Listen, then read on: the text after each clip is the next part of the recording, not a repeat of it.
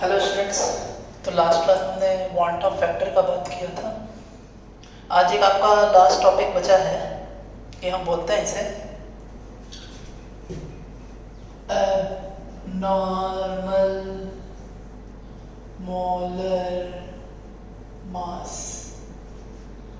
ये अब normal molar mass से बोलते हैं। क्या होता है इसे जानते हैं। देखिए क्या होता है। देखिए इसको हम ऑब्जर्व मोलर मास से बोलते हैं। Observed molar mass. तो मैं एबनॉर्मल मोलर मास को मैं MO भी लिखूंगा, ठीक है। ऑब्जर्व्ड। अब देखिए नॉर्मली मैंने आपको कल बताया था इफेक्ट ऑफ डिसोसिएशन और इफेक्ट ऑफ एसोसिएशन। फिर से वही मैं आपको बता रहा हूँ। देखिए नॉर्मली क्या होता है, जैसे डिसोसिएशन अगर हमने लिया तो अगर हमने डिसोसिएशन ले लिया है, डिसोसिएशन लिया है तो डिसोसिएशन में क्या होता है कि हमने लिया AN जो है वो टूट के आ रहा है आपका NA। Degree of dissociation alpha है, ये मैंने आपको पढ़ा है डिग्री ऑफ डिसोसिएशन। तो पहले एट t इक्वल्स टू 0 पर ये 1 था, ये 0 था। t इक्वल्स टू t पे ये हो गया 1 माइनस अल्फा और ये n अल्फा। तो I जो होता है I वांट ऑफ फैक्टर, वो वांट ऑफ फैक्टर आपका होता है कि नंबर ऑफ मोल्स फाइनली, मतलब कितना हो गया टोटल ऐड करिए। So 1 minus alpha plus n alpha upon 1। अब अगर हम law of mass conservation use करें तो initially at t equals to 0 पर भी मास जो था आपका वो m ही था, और t इक्वल्स टू t पे भी मास क्या हो जाएगा, m ही होगा। मास जो है वो दोनों सेम ही होंगे, मास डिफरेंट होगा नहीं, मास क्या होंगे, सेम होंगे।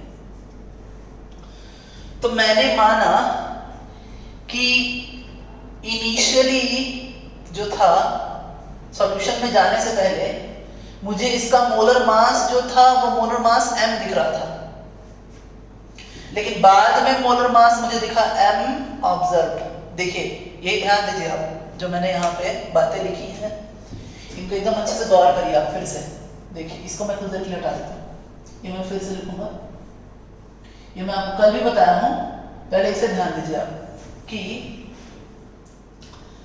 एट t इक्वल्स टू 0 पर इसका 1 मोल था, मास m था और मोलर मास मुझे दिख रहा था m। लेकिन बाद में जब ये डिसोसिएट हुआ और डिसोसिएट होने के बाद ये इस तरीके से टूट गया आपका, टूटने के बाद मास तो वही रहेगा, लेकिन यहाँ अब मुझे मोलर मास ऑब्जर्व दिख रहा है। तो अब मुझे क्या करना है, जब मैं I लिखूं तो I क्या होता है कि I is equals to number of moles of solute observed upon number of moles of solute taken। अब देखिए, तो ये I इक्वल्स टू मैं क्या करूं, देखिए ऑब्जर्व कितना हुआ, आखिर कितना ऑब्जर्व हुआ सोल्यूशन में, तो वो ऑब्जर्व हुआ 1 minus alpha plus n alpha. लिया कितना था 1। अब अगर इसको मैं नंबर ऑफ मोल्स, यहाँ नंबर ऑफ मोल्स निकालूं तो ये पहला वाला हो जाएगा आपका m by m observe upon m by m, और ये आपका I इक्वल्स टू आ जाएगा कितना 1 minus alpha plus n alpha upon 1 is equals to m by m observe. और ये आपका रिलेशनशिप है I और ऑब्जर्व मोलर मास और आपके मोलर मास जो हमने इनिशियली मोलर मास जो है इसका। तो ये जो ऑब्जर्व मोलर मास है यही आपका क्या होता है, यही कहलाता है आपका क्या? Abnormal molar mass. अभी अगर मैं इसको पूरा अच्छे से लिखूं तो क्या हो रहा है, इसका मीनिंग आ रहा है, ये हटा देता है, ये तो मैं आपको बताया हूं। पूरा एक कंक्लूजन लिखूं अगर मैं आपके लिए, कंक्लूजन क्या होगा इसका मतलब, तो I for dissociation is equals to 1 minus alpha plus n alpha upon 1 is equals to m by m observed is equals to जितने भी कॉलिगेटिव प्रॉपर्टी हैं, तो colligative property observed upon colligative property theoretical, ये आपका formula है। यही formula आपको हर बार use करना है। जितने भी क्वालिटेटिव प्रॉपर्टी है उन सभी के लिए ये होगा आपका नंबर ऑफ।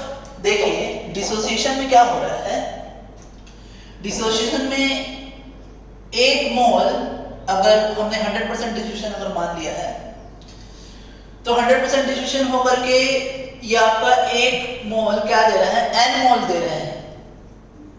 तो I का वैल्यू डिसोसिएशन के लिए ऑलवेज एक से बड़ा होता है, ये ध्यान रखना है आपको।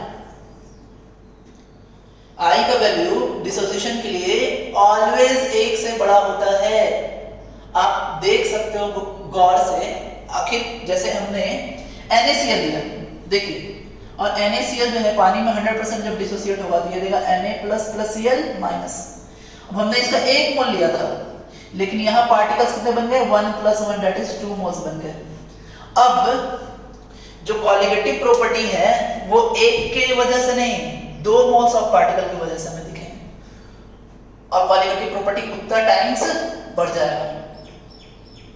चाहे लोअरिंग ऑफ वेपर प्रेशर हो वो 2 टाइम्स बढ़ जाएगा, चाहे आपका एलिवेशन इन बॉइलिंग पॉइंट हो वो 2 टाइम्स बढ़ जाएगा, चाहे आपका डिप्रेशन इन फ्रीजिंग पॉइंट हो वो 2 टाइम्स हो जाएगा, या फिर आपका जो ऑस्मोटिक प्रेशर है वो भी 2 टाइम्स ही हो जाएगा।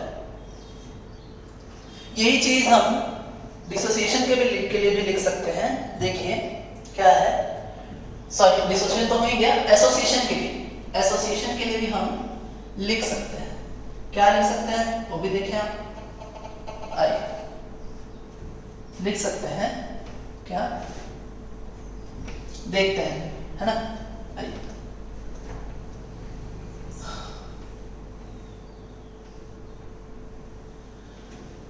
ये देखिए, तो अब देखें मैं डिसोसिएशन के लिख रहा हूं, सॉरी डिसोसिएशन तो हो चुका है, अपना एसोसिएशन के लिखना है, एसोसिएशन के लिए लिखना है अपने को। अब देखो करना क्या है, यहाँ पर हमने लिखा है ANA, ये बन रहा है आपका AN, 1 मोल लिया एट T = 0 पर, ये 0 है, मास m है स्मॉल m, और मोलर मास कैपिटल M। फिर T = T पर ये हो गया आपका 1 माइनस अल्फा, और यहां होगा α/n। ये मैंने आपको बताया भी है पहले, अगर आप नहीं समझ में आ रहा है तो आप क्या करो, 1/n और 1/n से डिवाइड कर दो दोनों साइड अपने दिमाग में, यहां नहीं, 1/n और 1/n के, तो 1 के लिए ये कितना आएगा, अगर कंप्लीट डिसोसिएशन हो तो 1/n होगा। अब यहां पर भी मास तो m ही रहेगा, लॉ ऑफ मास कंजर्वेशन लगेगा, लेकिन जो मोलर मास है वो m ऑब्जर्व हो जाएगा आपका। अब देखिए I निकालते हैं, so I is equals to क्या हो रहा है, देखिए, so 1 minus alpha plus α/n upon 1 is equals to, अब देखिए ये नंबर ऑफ मोल्स है आपके, तो यहाँ पे क्या होगा, नंबर ऑफ मतलब नंबर ऑफ मास है और ये मोलर मास है, तो यहाँ होगा m/m ऑब्जर्व अपॉन m/m, और ये आपका आएगा I is equals to 1 minus alpha plus α/n upon 1 is equals to m/m observe. ये आ गया आपका। फिर से अगर हम इसे अगर हम कंसाइज करें तो ये इतना ही इक्वल्स टू क्या होगा आपका, इक्वल्स टू आपका colligative property observe upon colligative property आपका थ्योरेटिकल या कैलकुलेटेड भी हम कह सकते हैं, थ्योरेटिकल के तौर पे।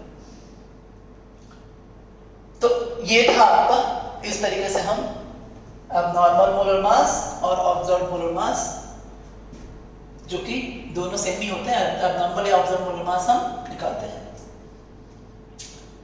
अब कुछ सवाल देखते हैं हम, ये चैप्टर आपका खत्म हो गया बच्चे, ठीक है। कुछ सवाल हम देखेंगे आज, तो देखिए क्या है सवाल, क्या क्या है, आइए।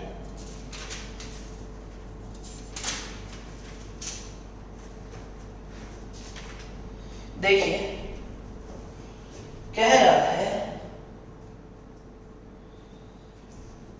कि which of the following is not a colligative property, कौन सा colligative property नहीं है, देखते हैं कौन सा colligative property नहीं है इनमें से। आइए देखिए कि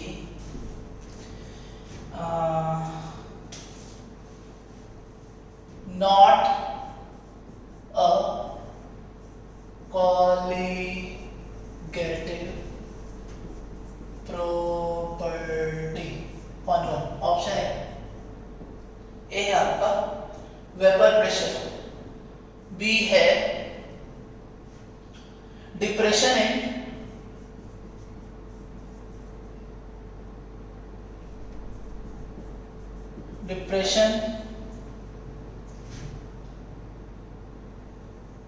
depression in freezing point, C elevation इन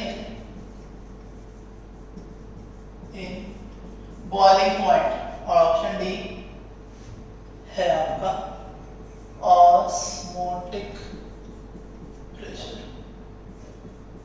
ये लो, तो ये है, ये भी आपका कॉलीगेटिव प्रॉपर्टी, ये भी कॉलीगेटिव प्रॉपर्टी, ये भी कॉलीगेटिव प्रॉपर्टी, लेकिन वेपर प्रेशर कोई कॉलीगेटिव प्रॉपर्टी नहीं, ये आंसर हुआ। एक्चुअली रॉड लॉ से वेपर प्रेशर तो आता ही है, लेकिन actually lowering in vapour pressure जो है, और भी लोअरिंग नहीं, relative lowering in vapor pressure is called colligative property denoted by delta P by V, ये आपका colligative property है। तो ये आपका पहला सवाल था। दूसरा देखो आप, दूसरा सवाल कह रहे हैं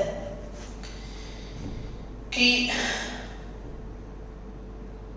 if 1 mole of A solute is given in a, मतलब ये आपका ऐसा दिया हुआ है, देखिए ये कुछ ऐसा दिया हुआ है, AN दिया है। अब कह रहा है कि I का वैल्यू क्या होगा अगर डिग्री ऑफ एसोसिएशन अल्फा है, alpha is called degree of association and I is called want half factor। तो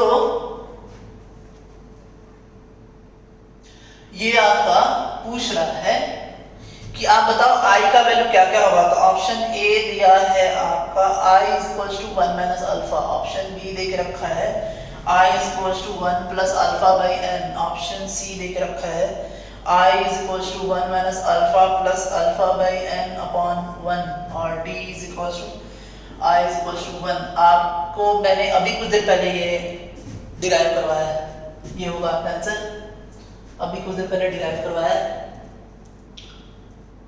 नेक्स्ट है आपका, अब देखिए, तो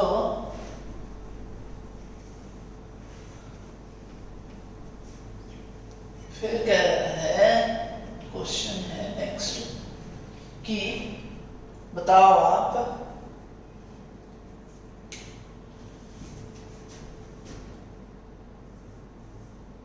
value of I for dissociation and association।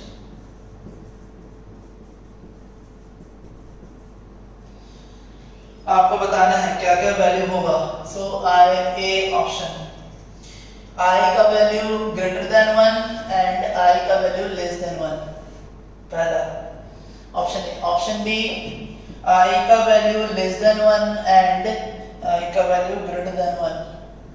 Option C, I का value less than 1 and I का value less than 1। Option D, I का value greater than 1 and I का वैल्यू ग्रेटर देन 1। अभी कुछ देर पहले मैंने आपको बताया डिसोसिएशन में नंबर ऑफ पार्टिकल्स बढ़ते हैं जो एसोसिएट हो रहे हैं, और एसोसिएशन में नंबर ऑफ पार्टिकल क्या होते हैं, घट जाते हैं। तो नंबर ऑफ पार्टिकल्स बढ़ेंगे, नंबर ऑफ पार्टिकल्स अगर बढ़ जाएंगे तो आई का वैल्यू बढ़ेगा, और अगर नंबर ऑफ पार्टिकल्स घटेंगे तो आई का वैल्यू क्या होगा, घट जाएगा। ठीक है, तो डिसोसिएशन में बढ़ता है तो आई का वैल्यू बढ़ेगा, ये आपका डिसोसिएशन है, और ये है आपका एसोसिएशन। तो आई का वैल्यू बड़ा होगा डिसोसिएशन के लिए और एसोसिएशन के लिए कम हो जाएगा। तो ये था आपका। नेक्स्ट क्वेश्चन कह रहा है कि विच of the solution has highest vapour pressure, which of the solution has highest vapour pressure. आइए देखते हैं। तो हाईएस्ट वेपर प्रेशर किसका है, देखते हैं। Option A, 0.02 m of NaCl at 50 degree centigrade. B, 0.005 m CaCl2 at 50 degree centigrade. Option C, 0.03 m of sucrose at 15 degree centigrade, और option D 0.005 CaCl2 at, ये भी m ही है, at 25 डिग्री सेंटीग्रेड। अब देखो आप, दो बातें हैं यहाँ पे, कंसंट्रेशन बढ़ेगा तो वेपर प्रेशर घटेगा, टेम्परेचर बढ़ेगा तो वेपर प्रेशर बढ़ेगा। ये सब मैं आपको बताया हूं पहले, ठीक है ना। तो कंसंट्रेशन बढ़ेगा तो वेपर प्रेशर घटेगा, टेम्परेचर बढ़ेगा तो वेपर प्रेशर बढ़ेगा। अब देखिए, नॉर्मली जब इन दोनों को हम कंपेयर करें, ऑप्शन से हम चेक कर रहे हैं, तो इसका कंसंट्रेशन सेम है, इसका भी कंसंट्रेशन सेम है, लेकिन इसका टेम्परेचर 50, इसका टेम्परेचर 25 है, जो कि ये कभी आंसर तो होगा ही नहीं। इस आंसर को पहले काट दो, आप नहीं होगा आंसर, हटा दिया हमने उसको, क्योंकि जब कंसंट्रेशन सेम है तो 50 वाला ज्यादा वेपर प्रेशर देगा ना, तो ये तो होगा नहीं। ठीक है, समझे। अब दूसरी बात, यहां तक तो हमने टेम्परेचर ये कंपेयर कर लिया। अब देखिए आगे, नेक्स्ट बात क्या है कि ये NaCl जो है ये टूट के क्या बनाएगा, Na+Cl- बना देगा। तो होगा क्या, 0.02 m आपको देगा 100% डिसोसिएट होकर के 0.02 into 2 दैट इज 0.04 कंसंट्रेशन देगा एट कहां पर, 50 डिग्री सेंटीग्रेड पे। तो ये रहा आपका एक, ये हमें दिखा है ना। यहां पर ये 0.005 जो है, और यहां पर ये टूटेगा जब, तो ये टूट के आपको देगा Ca2++2Cl- दैट इज 3 आयंस देंगे, एक 3 देगा तो इंटू 3 करो आप इसे, तो ये आपका आएगा 0.015 m एक्चुअल इफेक्टिव कंसंट्रेशन, और इस जगह पर आपका कंसंट्रेशन तो होगा वो 0.03 ही होगा, और ये है आपका 15 डिग्री सेंटीग्रेड पर। अब आप गौर से देखो, ये 0.03 है, ये 0.04 है, और ये 0.015 है।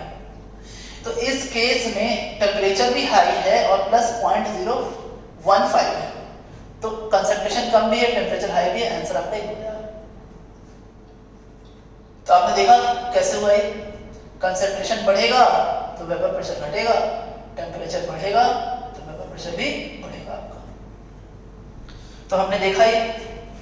नेक्स्ट सवाल हम देखते हैं आगे। अब कह रहा है एन एक्वस सोल्यूशन ऑफ, देखिए फिर देखिए आगे,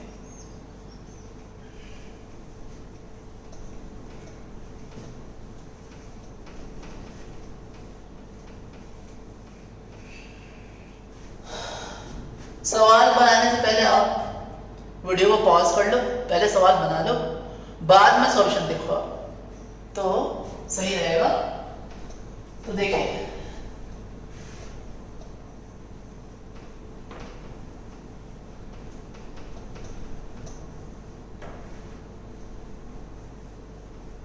आगे चलते हैं, है ना। तो यहाँ पर आगे देखिए आप क्या हो रहा है यहाँ, ये देखिए क्या हुआ यहाँ पे कि ये क्वेश्चन कह रहा है aqueous solution of 1 molar in KI, मतलब एक्वस सोल्यूशन है, aqueous solution of 1 molar KI, है ना। KI का 1 मोलर सोल्यूशन है वाटर में, और कह रहा है कि किस चीज से वेपर प्रेशर इंक्रीज हुआ, वेपर प्रेशर इंक्रीज हुआ किस चीज से। ऑप्शन ए कह रहा है, देखिए अगर हमने क्या किया कि एडिशन ऑफ वाटर ले लिया हमने, बी एडिशन ऑफ, हमने क्या किया NaCl किया, सी अगर हमने एडिशन ऑफ Na2SO4 किया, और ऑप्शन डी है एडिशन ऑफ 1 मोलर KI, फिर से और बढ़ा दिया हमने अगर से। तो देखो ये तीनों के बढ़ाने से, तीनों के ऐड करने से कंसंट्रेशन बढ़ेगा, और कंसंट्रेशन बढ़ेगा तो वेपर प्रेशर घटेगा।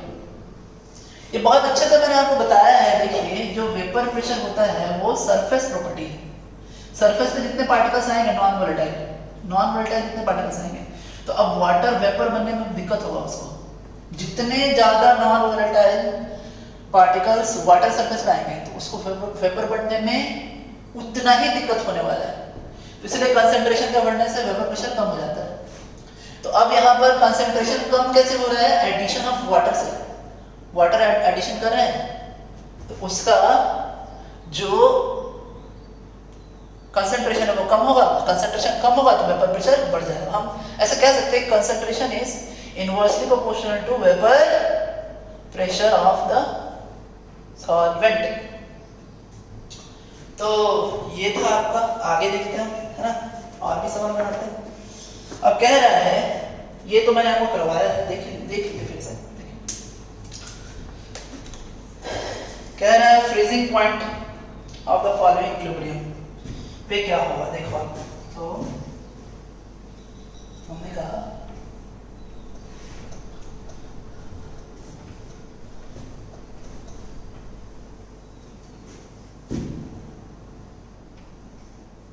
आइए देखते हैं, है ना। तो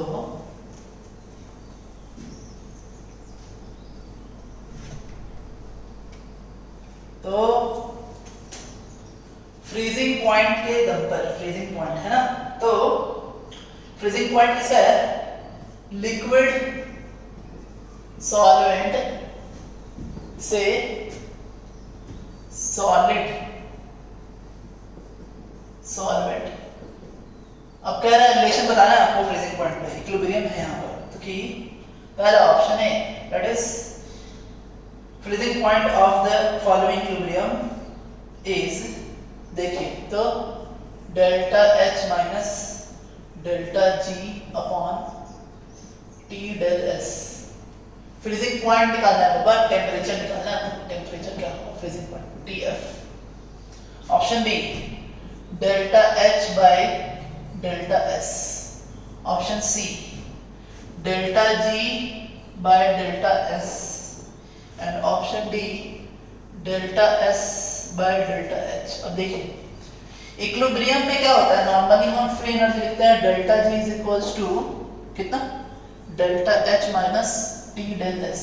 अब देखो ये जैसे जीरो होगा तो ये आपको बन जाएगा TF। इक्विलिब्रियम है, इक्विलिब्रियम में डेल्टा G जीरो होता है, so delta H is equals to TF del S और TF इज इक्वल्स टू क्या होगा, delta H by delta S। ये आ गया आपका। ये थर्मोडायनेमिक्स ऑफ फेज चेंज जब मैंने आपको पढ़ाया था तो वहां मैं आपको ये चीज बताया हूं। तो आपका आंसर आगे आपने देखा, आगे चलते हैं, है ना। नेक्स्ट है आपका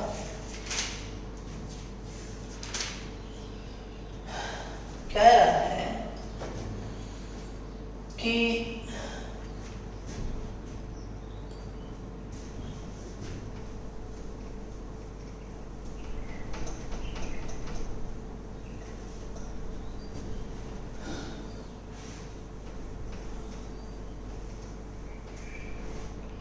देखिए क्या कह रहा है, ये कह रहा है which of the statement is false. False कौन सा है, फॉल्स कौन सा है आपको पता करना है, कौन सा फॉल्स है। ऑप्शन ए कह रहा है कि correct order of osmotic pressure for, correct order of osmotic pressure of 0.01 m solution, किसका किसका सॉल्यूशन है देखो आप, BaCl2 KCl CH3COOH and urea. ठीक है, ऑप्शन ये आपका है, ये आपका ऑर्डर है, बताना है ये ट्रू है या फॉल्स है। फिर isotonic solution have same osmotic pressure, isotonic solutions have same osmotic pressure। फिर कह रहा है Raoult law states that the vapor pressure of Raoult law states, इसको ये आपका जो ऑप्शन सी है वो लैंग्वेज में है, मैं ऐसे लिखता हूं कि P is equals to P standard into X। और ऑप्शन डी कह रहा है कि same molarity of two different solvent have same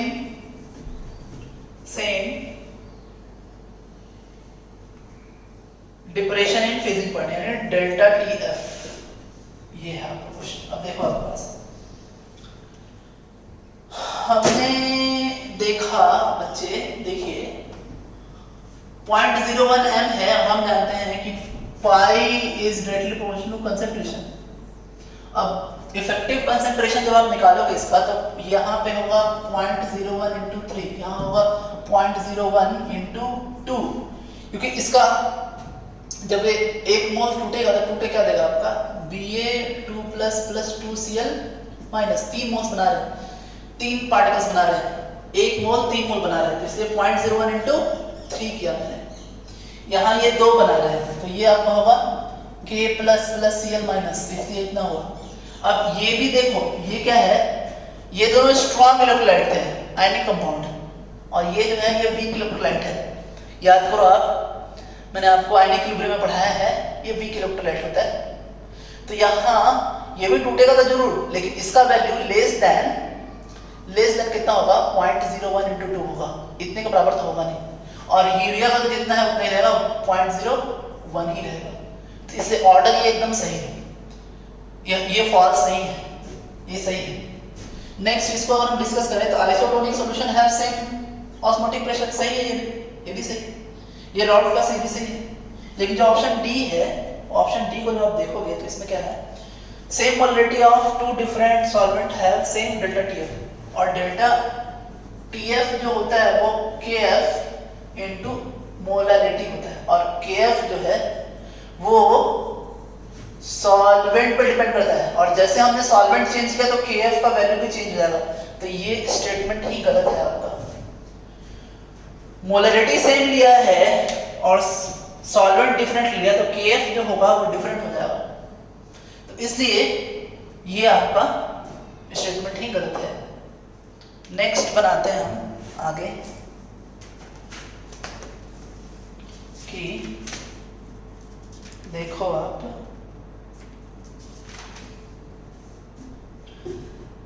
the osmotic pressure of, osmotic pressure का ऑर्डर पूछ रहा है आपसे। देखिए ऑस्मोटिक प्रेशर के ऑर्डर को पूछ रहा है, कितना सॉल्यूशन, इक्विमोलर सॉल्यूशन, सबका सेम सॉल्यूशन दिया है, सेम कंसंट्रेशन दिया है, उसके ऑस्मोटिक प्रेशर का ऑर्डर आपसे पूछ रहा है ना। तो आइए देखते हैं।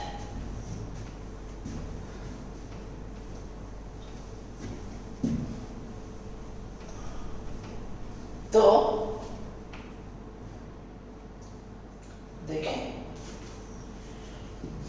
So order of osmotic pressure, अब देखिए क्या कहता है, ये ए ऑप्शन कह रहा है AlCl3 का बड़ा होगा, BaCl2 का छोटा होगा, उसके बाद यूरिया का होगा।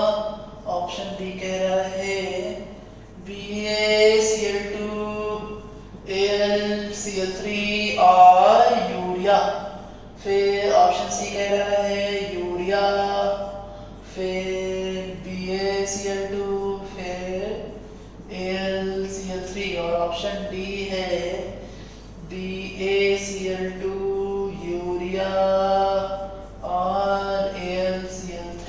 अब देखो इफेक्टिव, अगर मान लीजिए मैंने सी लिया है कंसंट्रेशन, इसका होगा 4C 3C C। अब आप देखिए पाई जो होता है वो कंसंट्रेशन पे डिपेंड होता है, तो ऑप्शन ए आपका एकदम सही है, वही सही है, यानी 4C, उससे बड़ा उससे छोटा 3C और सबसे छोटा C, यानी AlCl3 BaCl2 और यूरिया। तो ये था आपका। तो स्टूडेंट्स आज हमने ये चैप्टर को एंड कर दिया है, हमने कुछ सवाल भी बनाए, अब कुछ सवाल प्रीवियस ईयर के भी हम देखेंगे, नेक्स्ट क्लास में हम प्रीवियस ईयर के भी सवाल देखेंगे। तो आज के लिए इतना ही। Have a nice day, thanks students.